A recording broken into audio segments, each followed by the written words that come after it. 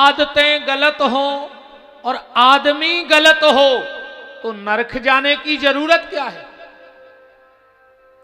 तुम नरक ही तो भोग रहे हो। भोग रहे कि नहीं भोग रहे? सबसे पहले अपनी आय पे ध्यान दो। भगवान से कोशिश करना और कहना कि प्रभु हमारे घर में राम का दिया तो हो पर हराम का ना हो, क्योंकि जो धन जुरे अनीत सो 10 बरसों हरे आए, वो 11-12 बरस में जड़े मूड ले जाए।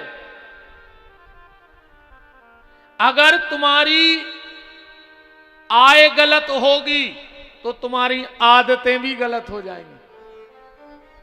हो जाएंगी कि नहीं? जब अनाप शनाप पैसा आएगा, देखो पैसा 4 जगह से मिटता है। या तो आदत से, गलत आदतें पड़ जाए पैसा बचे ही नहीं, या फिर आयु में। आयु में मतलब जिंदगी को बचावे में, दवाई में चलो जे पैसा। और अगर आदत और आयु में पैसा खर्च ने भाव तो गारंटी है वो औलाद खराब हो जाए, सुबह मिटा दे। तुम्हारी औलाद तुम्हारी संपत्ति को मिटा देगी, ऐसी औलाद निकलेगी। इसीलिए हमारे यहां शास्त्रों में, पुराणों में कहा गया है कि हर व्यक्ति को अपनी आय का 10 दान करना चाहिए, अच्छे काम में लगाना चाहिए। क्यों भाई दीपक? जब चाशनी बनाऊ तो शक्कर तो सफेद रहत के नहीं रहत, पर जब चाशनी को शक्कर चढ़ाऊ तो चढ़ाऊ तो सफेद हो, पर वो में मेल निकरत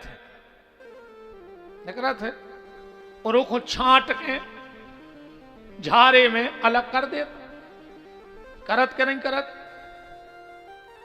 ऐसे ही हमारी कमाई में भी कुछ मेल आ जाए, हमारी संपत्ति में कुछ मेल आ जाए तो उसको छांट देना चाहिए। और अगर चाशनी का मेल नहीं छांटोगे तो क्या चाशनी बन जाएगी? ऐसे ही अपनी आय में कहीं से मेल आ जाए। मेल का मतलब है कोई ऐसा पैसा आ जाए जिस पैसे में कोई हाय लगी हो। हाय का पैसा भी होता है। तो अपनी कमाई का 10% व्यक्ति को दान कर देना चाहिए। पहले व्यक्ति खूब दान करते थे, आजकल नहीं करते। तो पर भगवान का करत पता है?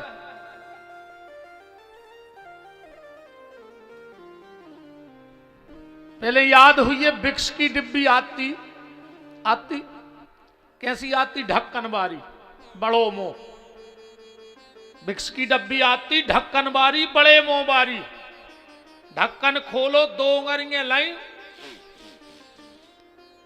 फ्री, आराम से निकले आ तो दवाई। अब आजकल आने लगी है ट्यूबारी। अब मैं उंगली के डार के निकाल ही नहीं पा रहा है, इतो सो तो छेद हो ये सूजी बरोबर। तो का करने परत? वो नीचे से दबाने परत है। ट्यूब को अगर दबे होने तो कौन करिया? ट्यूब को अगर दबाओगे नहीं तो दवाई निकलने वाली नहीं है। ऐसा ही भगवान भी जान गए है कि अब दान को मोह होगा है हल्को सो। भगवान का करत बोले अब ऐसी उंगली से तो वो हाथ से उछील नहीं रहो, दे नहीं रहो। तो बोले फिर बोले अब दबाओ। का दबाओ? बोले का पीछे की नस दबा दे, एक आध ब्रेन की नस दबा दे, एक आध हार्ट की नस दबा दे। देखो बन के बिला के चोक हो गई। और जहां ट्यूब को नीचे से दबाओ सो फक से ऊपर ट्यू आ गई। ऐसे जैसे ही भगवान ने को नस दबाई सो फक से पैसा लेके डॉक्टर के पहुंच गए, है ना। अब बिना दबाए कोई देना ही नहीं चाहता।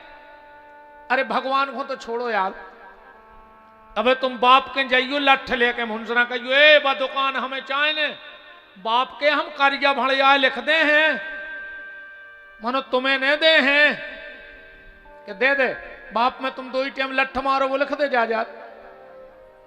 अगर बाप की जायदाद चाहे ने तो दबाओ, जब डुकरा पलका पे सोवे चुपचाप जाओ और पांव पकड़ के दबाओ। जब इतने से दबे हो सो जैसो ट्यू फक से न करते हैं, सही बाप भी कहे चलो लिख दें, मनो बिना दबाए बाप भी जायदाद न दे है कि दे दे। हाथ पांव दबे हो तो बाप सेवा करो हो तो निश्चित वो जायदाद दे है, पर बात वही है कि दबाने पर है, हाथ पांव तो दबाने पर है। कई गुरुजी आशीर्वाद दे दें, शुभ आशीर्वाद मिल रहा हो, गुरुजी बैठे हो जाओ तन न दबाओ, 2-4 बार ऐसे ऐसे दबाओ, मुंह में से फक से न करे जाओ खूब खुश रहो, खूब खुश रहो, जाओ जाओ जाओ। माने बिना दबाए ने गुरुजी आशीर्वाद दे रहे, ने बिना दबाए बाप जायदाद दे रहा हो, और ने आज को आदमी बिना नस दबाए दान दे रहा हो। बिल्कुल सीधी बात है। देखो रे भैया तुम कितना पास धल ले, कहूं भगवान ने बाई पास करा दो तो ने बाई के पास बचे ने पापा के पास। तुमने कितना छल्ली लगा ली हो, कहूं भगवान ने एक ही छल्ला डरवा दो तो पूरी छल्ली मंडी में बेच के नागपुर, अब फिर जो भी भरोसा नहीं है कि वे छल्ला काम कर हैं, कहो लौटता ही में निपट जाओ को दचका में सो जे छल्ला जलेबी के रिश्तेदार भर खा रहा है फिर। इसलिए हर व्यक्ति को अपनी आय से दशांश दान करना चाहिए, और दशांश ना भी कर सके तो 1 अंश दान तो अपनी कमाई से उसको रोज करना चाहिए। गौ सेवा में, गरीब बेटी के विवाह में, किसी गौशाला के निर्माण में, किसी मंदिर के निर्माण में, किसी वृद्धाश्रम के संचालन में व्यक्ति को दान। देखो सीधी बात हमारी ये सुन लो, हमारे जाने के बाद हमारा बेटा दान करेगा कि नहीं करेगा ये तो उसकी इच्छा है, और करेगा तो उसके हिस्से में जाएगा। सीधी बात ये समझ लो कि जिन हाथों से तुमने पाप किया है, इन्हीं हाथों से सब किया ना, तो जिन हाथों से तुमने पाप किया है तुम्हें प्रायश्चित भी उन्हीं हाथों से करना पड़ेगा। बिल्कुल सीधी सीधी बात है। जिन हाथों से किसी को चोट लगाई है मलहम भी उन्हीं हाथों से लगानी पड़ेगी। आए आदत, अपनी आदतें सुधारो, अपनी आदतें सुधारो। इन आंखों से बुरा देखना छोड़ दो, इन कानों से बुरा सुनना छोड़ दो, और इस मुंह से बुरा बोलना छोड़ दो। आदत बुरी सुधार लो बस हो गया भजन, और मन की तरंगे मार लो बस हो गया भजन। इसका नाम भजन है। और आय और आदत सुंदर हो जाए तो आदमी तो अपने आप सुंदर हो जाएगा। कल चर्चा में आप सुन रहे थे, राजा हिमांचल ने अपनी बिटिया पार्वती का कन्यादान भगवान शंकर को कर दिया। अगर मनुष्य जीवन मिला है तो जीवन में एक बार कन्यादान जरूर करना, जीवन में एक बार कन्यादान जरूर करना। सबसे बड़ा तीर्थ है दुनिया का, सबसे बड़ा पुण्य है कन्यादान और गौ माता की सेवा। इसीलिए मैंने कल आपसे कहा था कि बेटी के विवाह के बाद हमारी जो भी पैसा मुझे कहीं से रुपए 10 रुपए 50 रुपए मिलेंगे तो वो सिर्फ गरीब बेटी के विवाह में और गौ सेवा में जाएंगे, हम उसको हाथ भी नहीं लगाएंगे, क्योंकि इन दो सेवाओं से बड़ी कोई सेवा नहीं है। कन्यादान जरूर करना। कन्यादान का हर धर्म में आदर है। एक मुसलमान हज के लिए जा रहा था, बहुत ध्यान से सुनना, और कहते हैं जब मुस्लिम हज के लिए जाते हैं तो अपनी पाक साफ कमाई लेकर जाते हैं, मेहनत की पसीने की कमाई से हज करते हैं। उसके 4 बच्चे थे, वो चारों बच्चे अपने अब्बा को छोड़ने जा रहे थे स्टेशन। रास्ते में क्या देखा उस मुस्लिम भाई ने कि एक व्यक्ति अकड़ के खड़ा है और एक उसके पांव पकड़ के खड़ा है।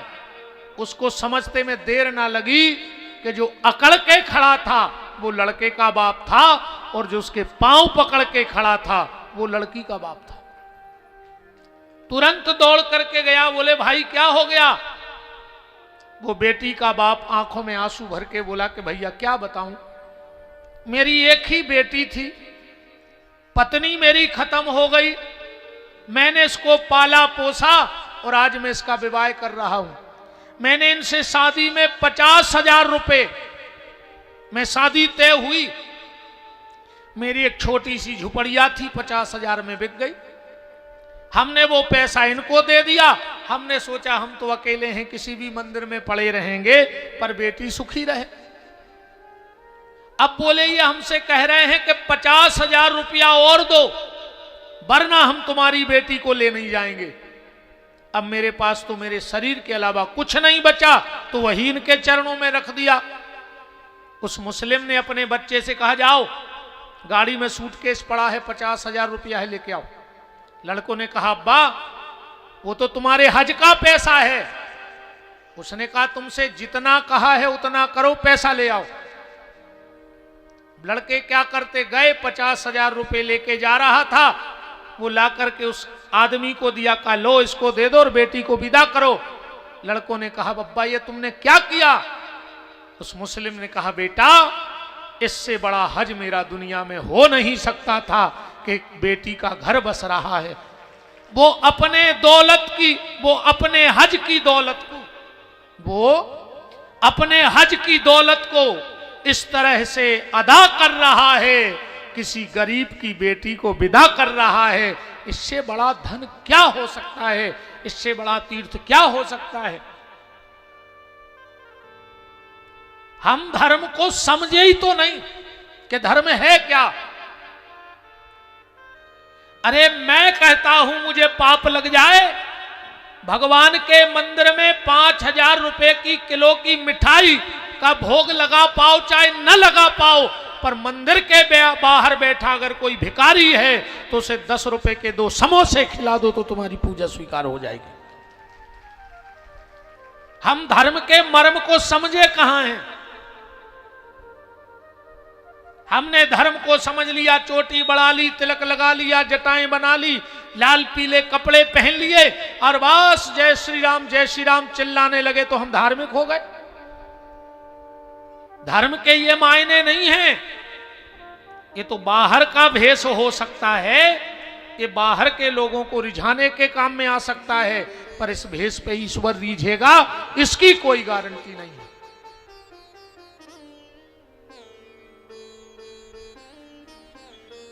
तो जीवन में कन्यादान करना, जीवन में गौदान करना।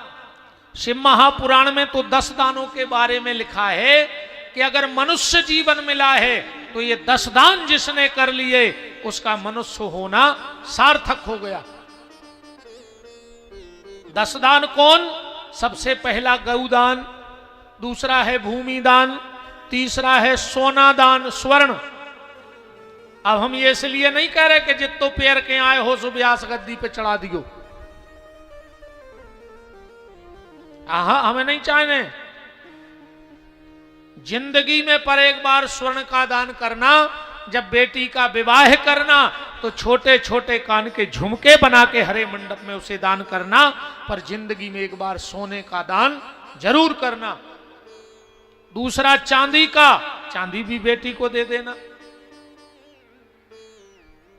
फिर है कन्यादान, फिर है तिलदान, तिली महादान में आती है, जीवन में एक बार तिली का दान जरूर करना।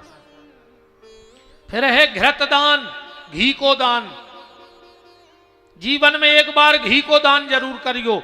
और हम तो कह जीवन में का जोंदना तुम्हारे बेटा बिटिया को जन्मदिन होए, 100 ग्राम घी, 200 ग्राम घी, भगवान ने तुम्हें पैसा बारो बनाओ सो किलो भर घी, अगल बगल जोन भी देवी देवता को मंदिर होए उते जरूर दे आइयो। पर आज को आदमी होशियार है, वो कहते महाराज तुम कह रहे का है कि भगवान के मंदिर में दिया जल है। जिनके घर का दिया गांव के मंदिर में जलता है, उनके घर का दिया वो देवता बुझने नहीं देता है, वो रक्षा करता है। पर आज को आदमी होशियार है, महाराज हम घी दे आए को महाराज ने खा लो, तो बहुत कब्बा आदमी है आज को, भयंकर होशियार। अब वो के मन में जाए आज कि हम मंदिर में दिया को महाराज ने पुड़ी बना ली, तो फिर कहां से दिया जल है। तो एक काम करियो, जब 100 रुपया को घी ले रहे तो 5 रुपया की फुलबत्ती को पैकेट ले लियो और वो में डुबो दियो।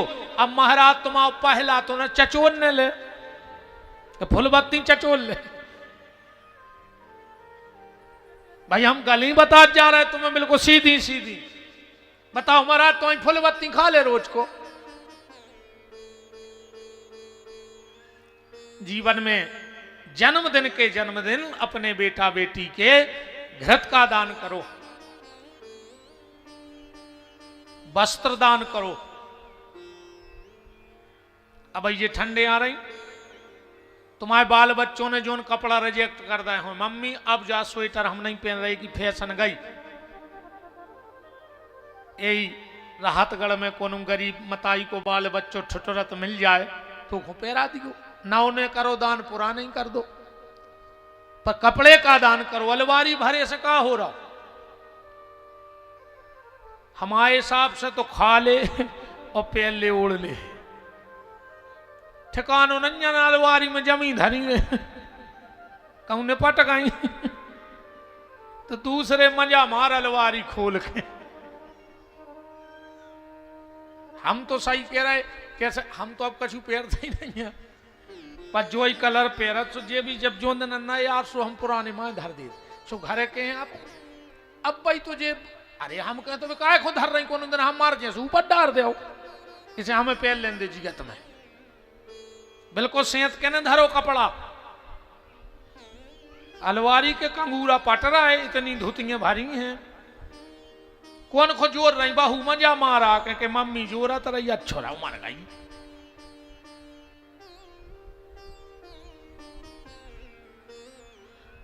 जितने दिन पहनना है कपड़ा पहनो, पर किसी जरूरतमंद को दान कर दो। मेरा कहने का मतलब आपसे ये है, जीवन में अन्नदान जरूर करना। और अन्नदान तो मैंने पहले ही दिन कहा था कि कोई घर से भूखा न जाए। अन्न का, गेहूं का जो दाना होता है ना, उसमें एक बीच में लाइन खींची रहती है, और किसी अनाज में लाइन नहीं खींची ऐसी जैसी गेहूं की बनावट है।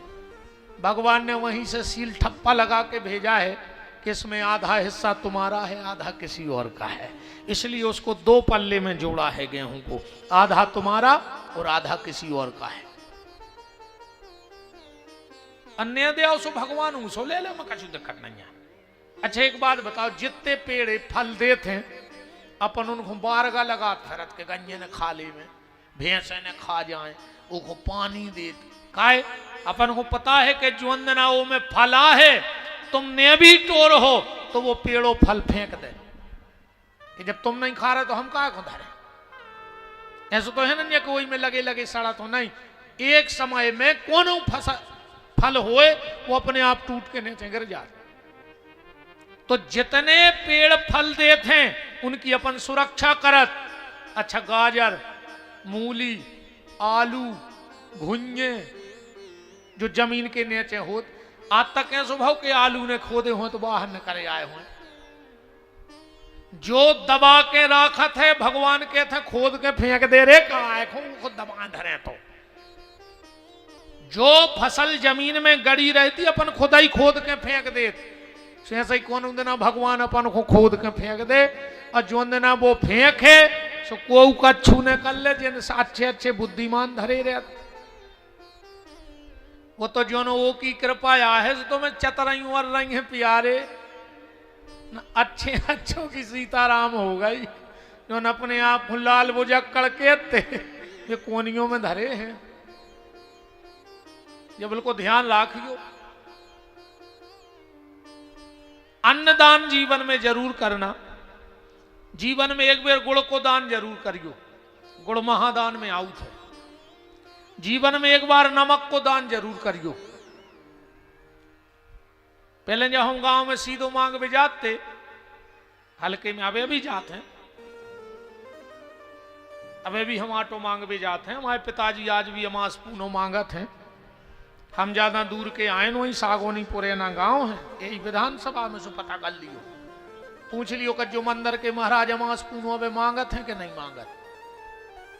हमारे पिताजी आज भी महीना में 2 बार पूरे गांव में थैल के लेके कनक मांग भी जाते हैं। और जाकाय में हमें कोई शर्म नहीं है, हमें तो घमंड है हमारे बाप पे। भगवान हमें जब जब जन्म देवे तो बाप बोई देवे। ऐसो बाप जिन्हें मांग मांग के खुआओ पर छीन के नहीं खुआओ, को हिस्सा नहीं खुआओ, कबाऊ ईमानदारी को आटो मांग के खुआओ और खुआ रहे।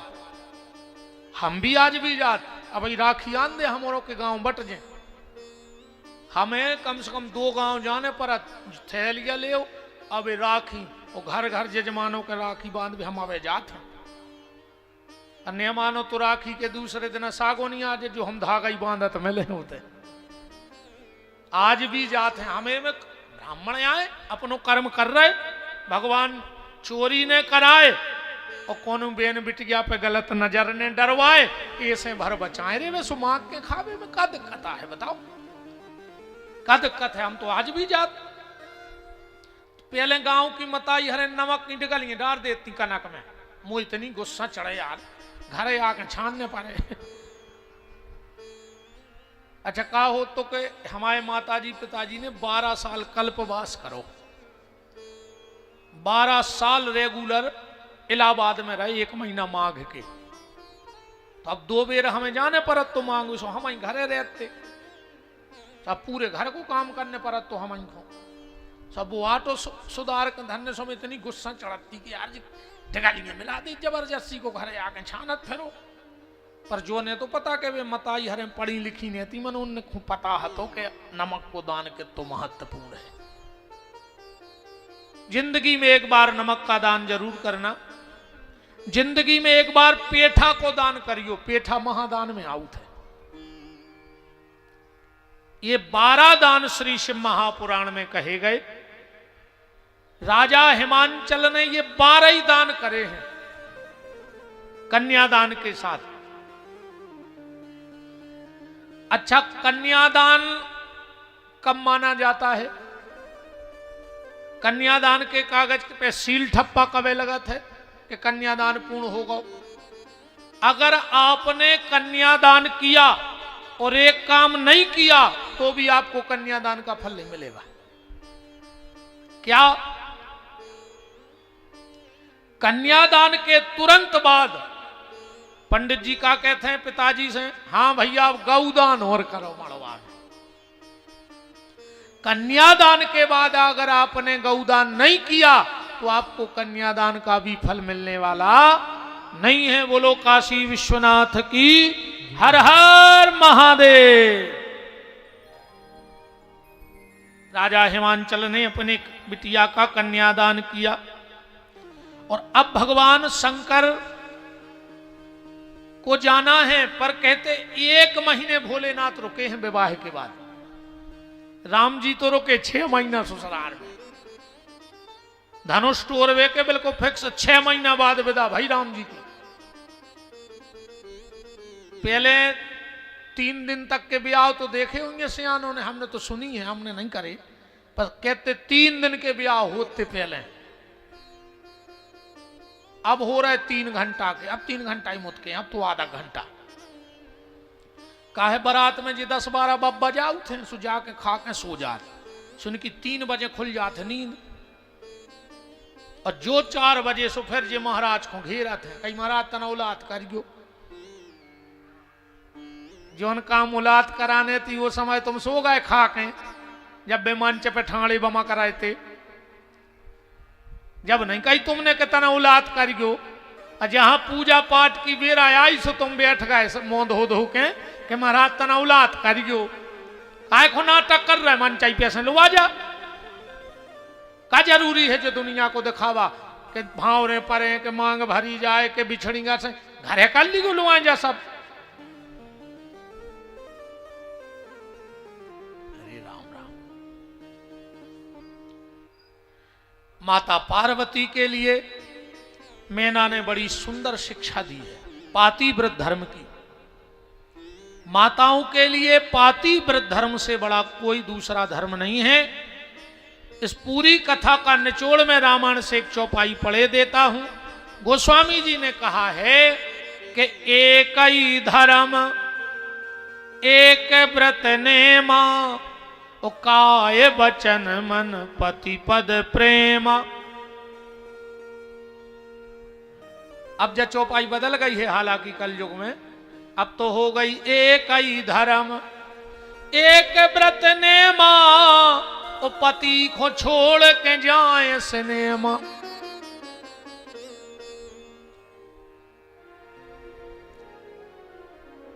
बड़ी सुंदर सुंदर बातें कही हैं, अब कह दें, अब कहेंगे तो ही हम। अच्छा एक बात है, इन बहनों को लगता है कि पंडित जी हमारे पीछे पड़े रहते हैं घूम फिर के। 1-2 पढ़ी लिखी बहनों ने तो हमसे कहा कि गुरुजी कभी इनकी तरफ भी बोला करो, इनको भी समझाया करो। हमने कहा हम इनको नहीं समझा सकते। क्यों? क्योंकि ये समझ नहीं चाहते, ये तो खुद ही लाल बुझक्कड़ बैठे। देखो 60 सुधर सकता है पर मूर्ख नहीं सुधरत। 60 तो सुधर जाए, गोस्वामी जी ने लिखो है जो रामायण पढ़त हो कि 60 सुधर ही सत्संगति पाई। 60 आदमी सत्संग में सुधर जाता है, पर मूर्ख हृदय न चेत। जो गुरु मिले विरंच सम। मूर्खों को तो भगवान शंकर भी नहीं सुधार सकते। अब रही बात, मैं बार बार घुमा फिरा के कथा आप पे क्यों लाता हूं? इसलिए लाता हूं, आप हमारे भारत की वो अनमोल धरोहर हो, आप हमारे देश की वो अनमोल धरोहर हो कि तुमसे ज्यादा कीमती हमारे देश में कुछ है ही नहीं। इन मां बहनों से बेटियों से कीमती दुनिया में कुछ है ही नहीं। इसलिए तुम्हें ज्यादा देखो, सीधी बात, इस राहतगढ़ में जो लोहे की दुकान होगी वो उनका 10-20 कुंटल लोहा तो बाहर पड़ा रहता होगा, पर इतनी स्वर्णकारों की भी दुकानें हैं।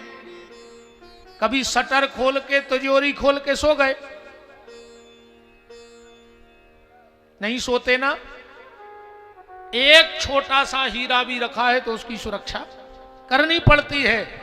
तुम भारत की अनमोल रत्न हो मेरी बहनों, इसलिए तुम्हारी सुरक्षा करनी है। तुम्हारी एक स्थान अलग है इनसे। भारत में माताओं का स्थान अलग है।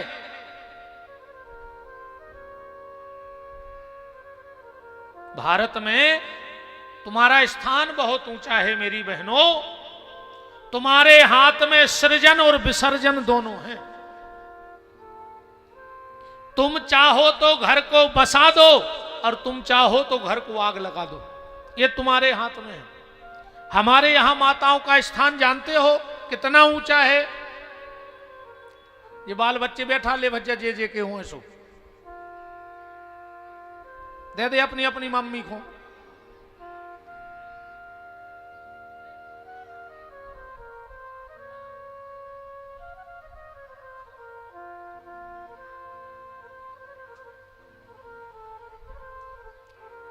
राम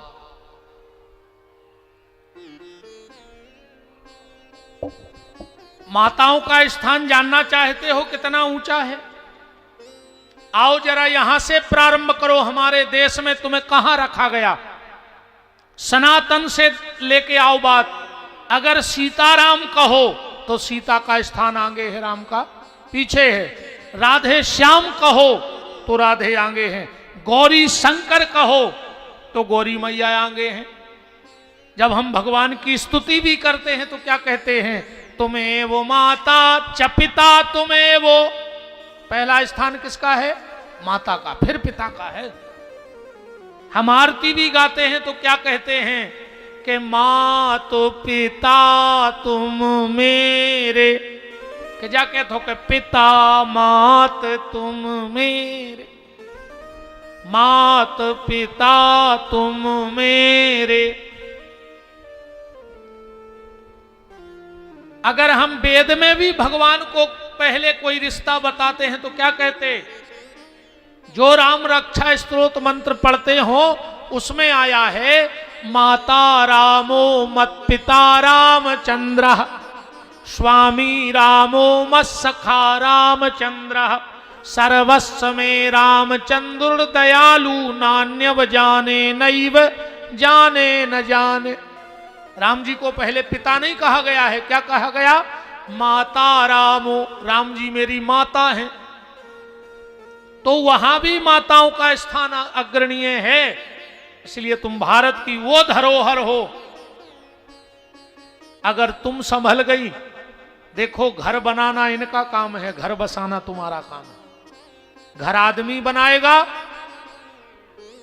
घर बारो 5 लाख रुपया दिन कमात होए और शुद्ध बुंदेलखंडी कहीं कहूं खाओ उड़ान मिल जाए तो वे 5 लाख भी कम पर हैं। और घर बारो 100 रुपया दिन भी कमात होए, पर घर की बहु लक्ष्मी होए तो बस 100 रुपया में घर चला दे, वो खराब समय को कछु बचा के रख ले। तुम्हें घर बसावे को काम है, इनको घर बनावे को काम है। जे घर बसा नहीं सकत। ईमानदारी बताओ, अगर 2 दिन के लाने पत्नी माय के चली जाए तो घर में ऐसो लगा जैसे कुत्ता बिलंगे रहते हैं। जहां कोटा बिलो तई डरो, बर्तन बे झूठे डरे, झाड़ू नहीं लग रहा हो। तुमने घर तो बना लो, गृहस्थी तो तुम ले आए, पर घर बसे हैं और गृहस्थी समार हैं जी हमारी बहन है। इसलिए इनका स्थान इतना ऊंचा है। और जब घर की गृहिणी अच्छी होती है, पत्नी अच्छी होती है, उसका आचार विचार व्यवहार अच्छा होता है, तो वो अपनी कूख में कभी राम को प्रकट कर देती है, कभी कृष्ण को प्रकट कर देती है, कभी राधा को प्रकट कर देती है, कभी मीरा को प्रकट कर देती है। इस धरती पे अगर भगवान कोई लाया तो मातृ शक्ति लाई है, माताएं लाई हैं। भारत में अगर एक से एक दिव्य संत हुए तो माताओं की तपस्या के कारण उनके गर्भ में ऐसी संतान हुई। भारत में अगर वीर हुए तो भी माताओं के कारण। आज मैना ने बड़ी प्यारी शिक्षा दी है। और एक बात का और हम आप सब पुरुष वर्ग से निवेदन कर दें, घर की पत्नी का सम्मान करो। क्योंकि जिस दिन वो घर में आती है तो घर वाले भी कहते हैं कि लक्ष्मी आई है। और जब पंडित जी संकल्प पढ़ते हैं तब भी पंडित जी यही कहते हैं लक्ष्मी स्वरूपाय, ये लक्ष्मी का स्वरूप तुम्हारे घर जा रहा है। तो तुम जब घर की लक्ष्मी का सम्मान नहीं कर पाओगे तो वो बैकुंठ वाली लक्ष्मी तुम्हारे घर में नहीं आएगी। एक बात और ध्यान से सुन लो, कभी पत्नी पे हाथ मत उठाना। जो व्यक्ति अपनी पत्नी पे हाथ उठा देता है, ना उसके हाथ का कोई दान लगता है, ना उसके हाथ का तर्पण करने का अधिकार है। उसको पिंडदान नहीं करना चाहिए। फिर माता पिता को जल देने का अधिकार नहीं है। कई बहनें सोच रही हूं ऐसी जानते तो आज हम पकड़ ले आओ जबरदस्ती के चल कथा में नहीं। अच्छा, जितनी बहन जी हर के स्वामी जी आए हैं वे भारी खुश हैं कि आज कहूं सौदा लगाओ है ना। कल लेवा लेते आइयो, हम कल फिर जय की जय बात सुना दें।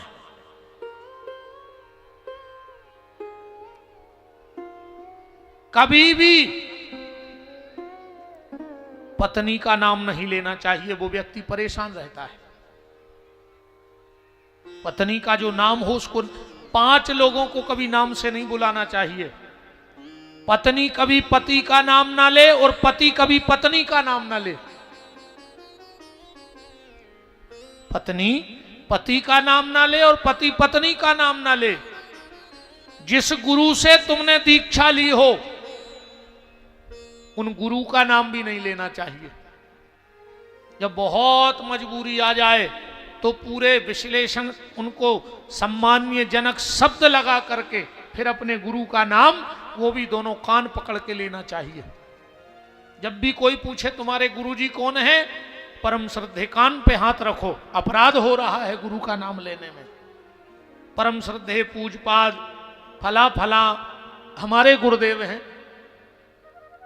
कभी भी पिता अपनी पहली संतान का नाम न ले। ज्येष्ठ पुत्र का नाम कभी पिता को नहीं लेना चाहिए। आप झूठ मानोगे, मैं इतना बड़ा हो गया, हमने अभी पिताजी के मुंह से ये विपिन नहीं सुना, विपिन नहीं सुनी अबे तक, भैया के अलावा। माता राम से भी कहूं कहें फोन लगा दे तो भी जाने के विपिन हो तना भैया फोन लगा दियो, तना भैया से ऐसी कह दियो, या हम भी बैठे भैया तना सुनिए। अबे तक हमने विपिन सुनी नहीं है उनके मुंह से। कहूं लाओ हो भगवान जाने, पर हमने तो जब सुनी जब भैया, अब तो पंडित जी हो गए, बड़े हो गए, हल्के से भैया कहते हुए। सीता जी राम जी का नाम नहीं लेती थी और राम जी सीता जी का नाम नहीं लेते थे।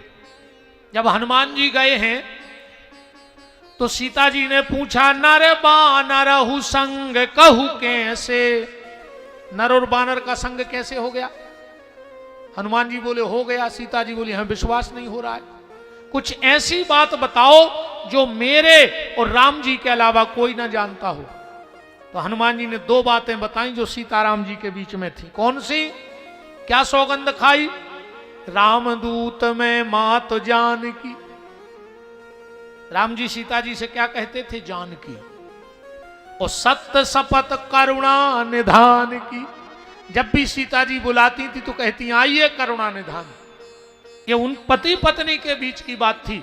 राम जी ने एक दिन पांव दबा रहे थे हनुमान जी और कह दिया हनुमान कभी मौका आए और तुम्हें ये सीता जी को प्रमाण देना पड़े कि तुम मेरे बहुत नजदीक हो तो ये बात बता देना। तो ये बात बताई गई, रामदूत में मात जानकी सत्य शपथ करुणा निधान की। और आजकल पति पत्नी को ऐसे बुलाओ जैसे इनके बाल बच्चे हुए। हाँ, आजकल के लड़का कहने लगे हैं बाबू। मोबाइल पे लिखा था मेरे बाबू ने थाना थाया। नकटा बेशरम, बाप से कही जाते रे बाबू।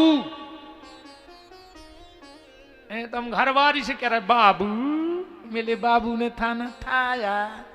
नकटा बेशरम। अरे राम राम, क्या होगा और दुनिया को, कहां है जा रही है दुनिया।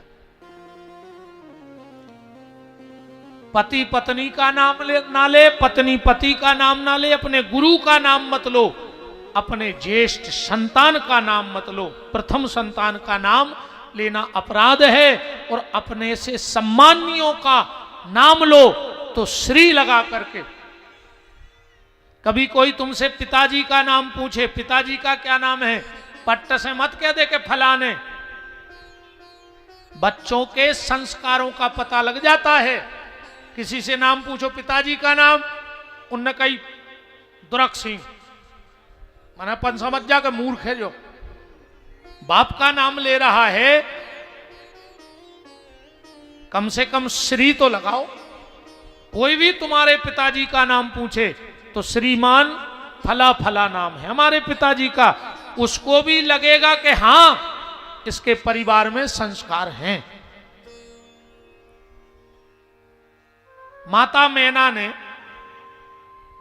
बड़ी सुंदर बात कही। पहले तो भगवान शंकर के हाथ सामने हाथ जोड़े, कृपा निधे कृपां कृत्वा शिवाम सांपाल्यसि सहस्रदोषे पार्वत्याम आशुतोष क्षमस्यसि।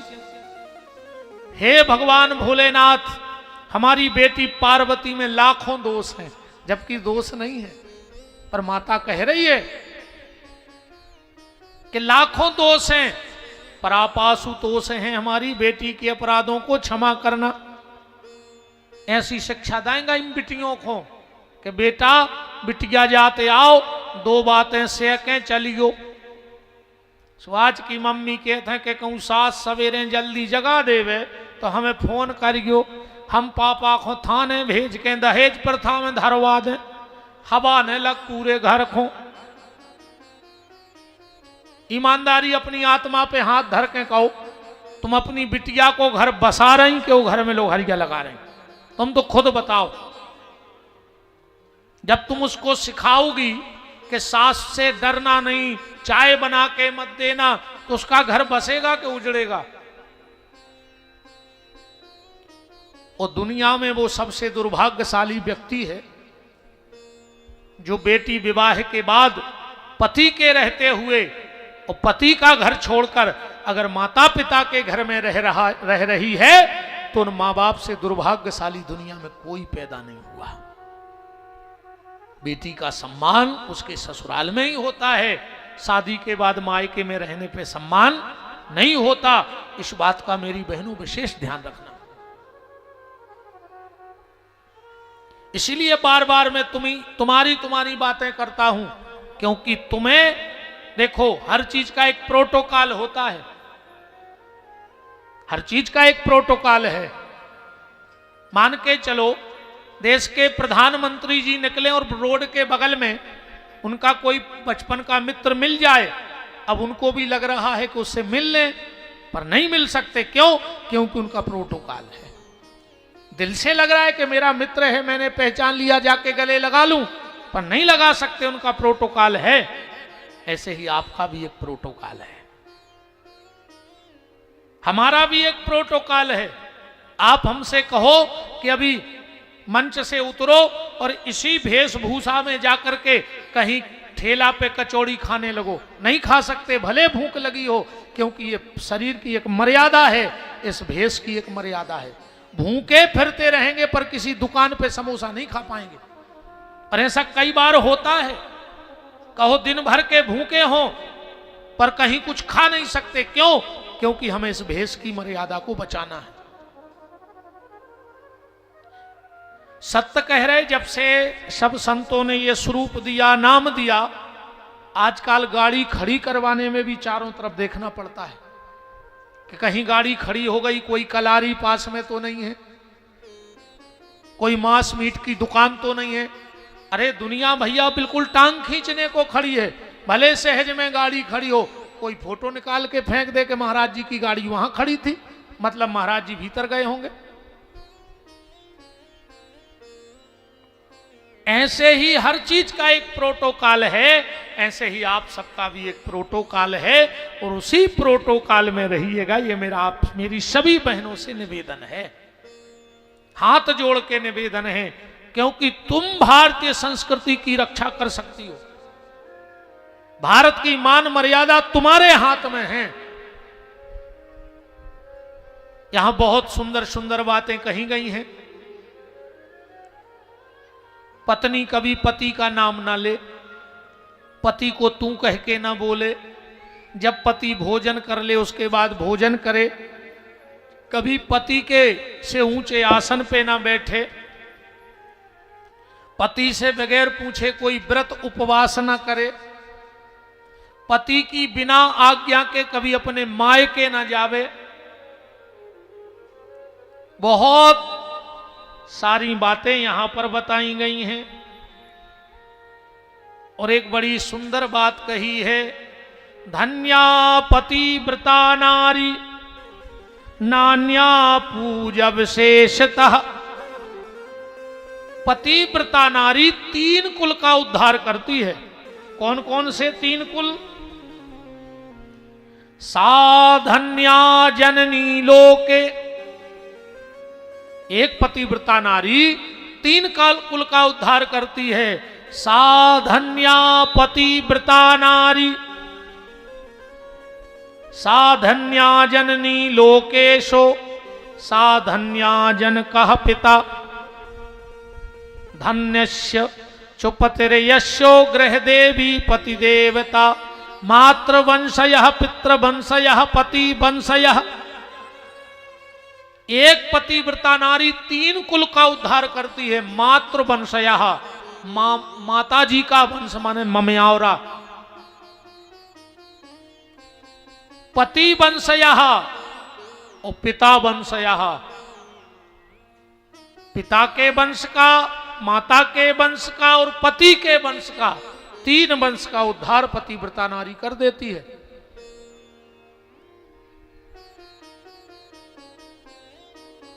हमारे यहां सनातन परंपरा में पति ही सब कुछ है। एक बार एक अंग्रेज ने एक तर्क दिया कि हमारे यहां का जो पति है वो पत्नी से बड़ा प्रेम करता है, भारत वाले प्रेम नहीं करते। बोले क्यों? बोले जब कहीं घूमने जाते हैं विदेशी तो पत्नी का हाथ पकड़ के चलते हैं। अब भारत के ऐसे हैं कि पत्नी इतने नंगराई, पति 3 किलोमीटर आगे मेला में नंगत जा रहा हो, साथ में नहीं चलते, कभी के चलते हैं।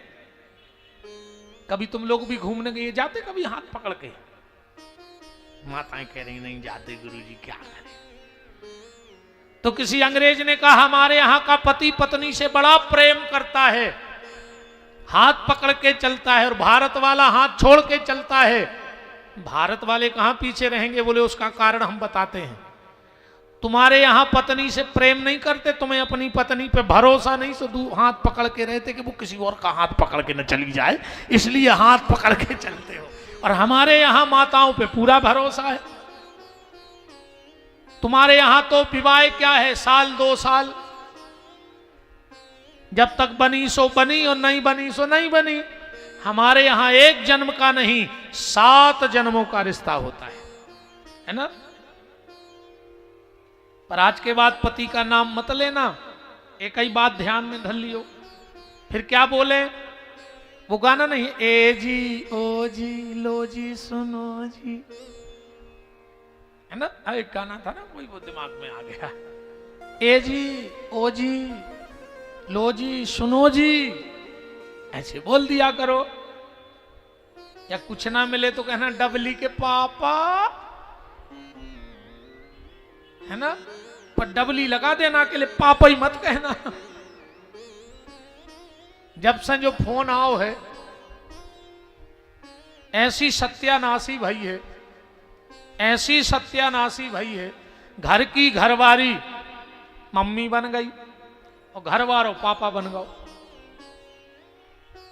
आजकल आदमी पत्नी को बुलाते बच्चों से कहते मम्मी कहाँ है। अब मम्मी भी कहती पापा से पूछ ले चाय पी हैं। बताओ तुम्हारे बाप यहां ये है। राम कौ राम। श्री सीतानाथ भगवान की बड़ा सुंदर उपदेश माता पार्वती को दिया है। मैं सिर्फ 3 बातें कह रहा हूं। अगर माताएं पातिव्रत धर्म का मुकुट अपने माथे पे रखती हैं तो पातिव्रत धर्म की ताकत देखो। गांधारी ने भगवान कृष्ण को श्राप दे दिया था, कौन से दम पर? पातिव्रत के धर्म पर। अनसुईया ने ब्रह्मा विष्णु महेश को पल्ले में झुला दिया, काहे के दम पर? पातिव्रत के धर्म पर। सत्यवती सत्यवान के प्राण लौटा के आ गई, काय की दम पर? पातिव्रत के धर्म पर। देवी पद्मावती की कथा आप लोगों ने सुनी होगी, वो फिल्म वाली पद्मावती नहीं, बड़ा विवाद चला था उस पर, हमें तो ज्यादा पता नहीं, क्योंकि आजकल हम टीवी से दूर रहते हैं। सत्य मानोगे हमने 4-5 साल से टीवी नहीं देखी, हमें तो टाइम भी नहीं है, और अब हम बेफजूली में दिमाग लगाओ भी नहीं चाह, सही बताएं। जितो समय 3 घंटा को कोनो पिक्चर में बर्बाद कर हैं, उतो कोनो शास्त्र खोल हैं, तो हमाओ भी भलो और अच्छी बात मिले तो समाज को भी भलो। इसलिए ज्यादा चक्रों में ऐसे हम ज्यादा फोन भी नहीं रखा, तब हमारी शौक ही खत्म हो गई फोन तक रखबे की। हमें बिल्कुल नहीं लगे 2 दिन फोन ने हाथ में आए, हमें जरूरी नहीं है, बिल्कुल जरूरी नहीं है हमारे लाने। कई लोगों को शिकायत रहती हम फोन नहीं उठा, जा हम धरता ही नहीं है तो उठा खा लें, अजय हम धरता ही नहीं अपने लगा।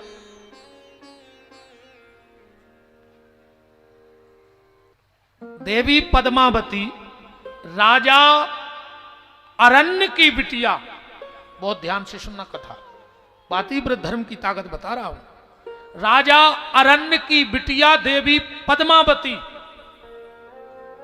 एक बार पुष्पभद्रा नदी के किनारे जल भरने गई, और जब जल भरने गई बहुत सुंदर थी। उसी समय महात्मा पिप्पलाद, इसी से महापुराण में पिप्पलाद ऋषि की कथा है, इनकी मां पिप्पलाद ऋषि की इनको जन्म देके पीपल की